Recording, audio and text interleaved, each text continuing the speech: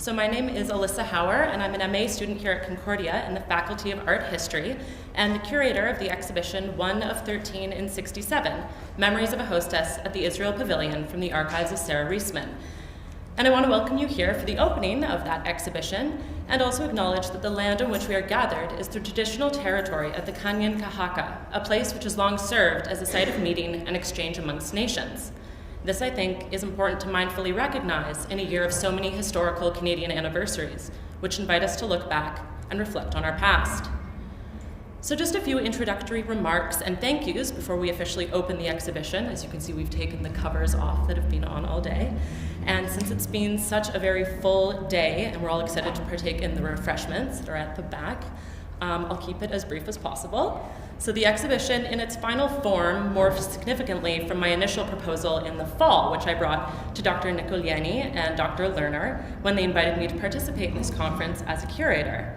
From the outset, the focus was to be on archival materials related to the Israel Pavilion, held in various archives that are sprinkled through Montreal, and there are lots of archives sprinkled through Montreal, as I came to learn. It became apparent, even from my preliminary list making of the various holdings of these archives, that this was going to be a large and largely newspaper-focused exhibition, which doesn't always necessarily translate to the most aesthetically invigorating show. But it so happened, before I had a chance to book any viewing appointments with these archives, Lauren Lerner set up a meeting with Sara Riesman so that I might speak with her and perhaps be shown some of the things she had kept from her time as a hostess.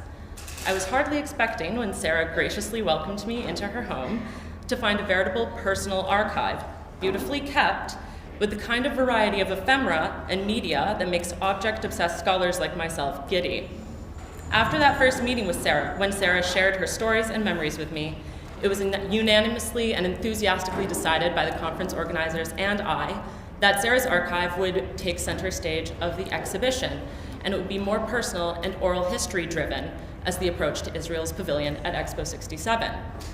So this serendipitous turn led to an exhibition that I found not only fun and informative to work on, but one that I think communicates a sense of emotion and individuality to a moment or an event that went on to shape the national narrative of both Israel and Montreal. The microhistory that is presented through Sara's personal archive of Expo 67 allows us to see Expo 67 through the eyes of a woman embarking on an adventure in a new city and country, but also the large-scale political and social realities underlying Expo 67, and more broadly, the year of 1967 in an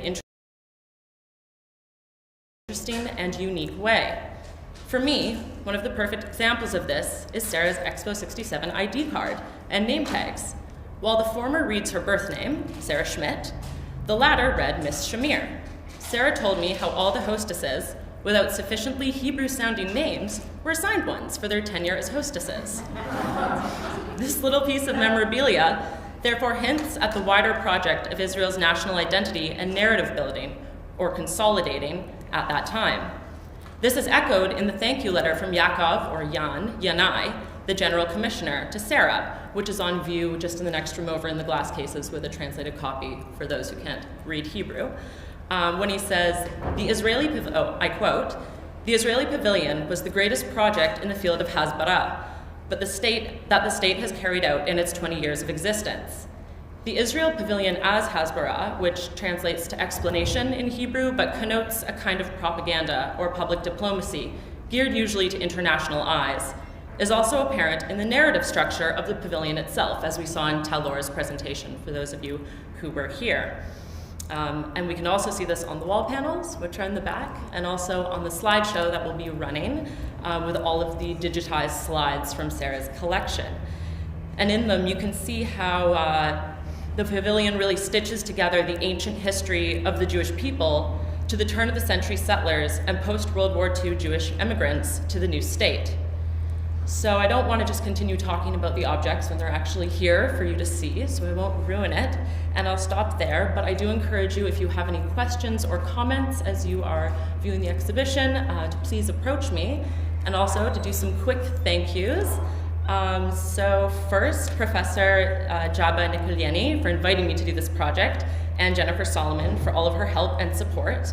And a huge thank you to Dr. Lauren Lerner for mentoring me through my very first curatorial project, and her dedicated editing and invaluable advice. The beautiful photographs that you will see on display would not have been possible without Pamela Cousy and the Digital Images and Slides Collection team, and my great appreciation goes to Janice Rosen and the Canadian Jewish Archives for allowing me to use their exhibition materials. And I'd also like to thank Talor Ben-Shireen for sharing her archival research with me, and Chloe Collier for helping me stick a lot of Velcro on the back of all those photographs that you will see.